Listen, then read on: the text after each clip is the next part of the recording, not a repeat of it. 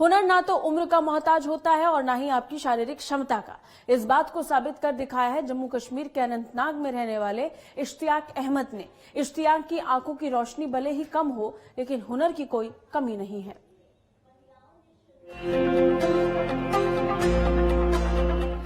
इश्तियाक अहमद अनंतनाग के बोचू कोकेरनाग के एक छोटे से गांव के रहने वाले हैं।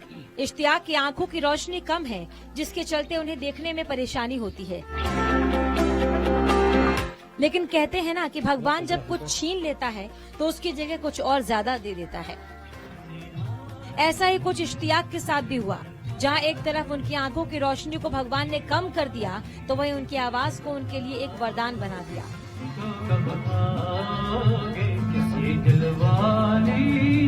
इश्तियाक भले देख नहीं पाते हो, लेकिन दुनिया को अपनी आवाज सुनाने का दमखम रखते हैं। आइए आपको मिलवाते हैं अनंतनाग के इश्तियाक से।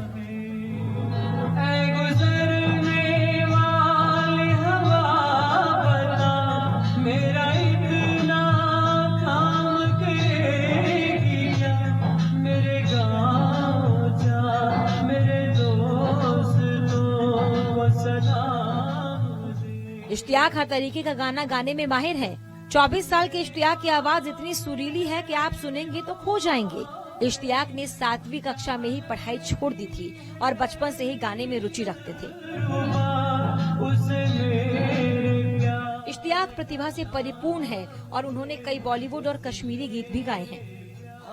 वहीं इश्तियाक के पिता मुख्तार अहमद पेशे से एक श्रमिक हैं, जो अपने बेटे की मदद करने के लिए उनके लिए हर साधन को खरीदते हैं। इश्तियाक के पिता का मानना है कि वो उनकी समस्याओं को भूल नहीं सकते और एक पिता के रूप में वो इश्तियाक को ऐसा बनाना चाहते हैं जिससे वो किसी पर भी कभी बोझ न बने और आत्मनिर्भर रहे, कि वो आशा खोना पसंद नहीं करते और अपनी प्रतिभा के साथ मेहनत करते रहना चाहते हैं।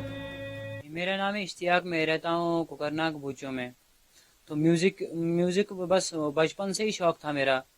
तो पिछले 1 साल से मैं इसके साथ कुछ ज्यादा ही मुझे शौक हुआ, तो मैं सोच रहा हूँ मैं भी गाऊं और अपने खास करके अपने जम्मू कश्मीर का नाम रोशन करूं।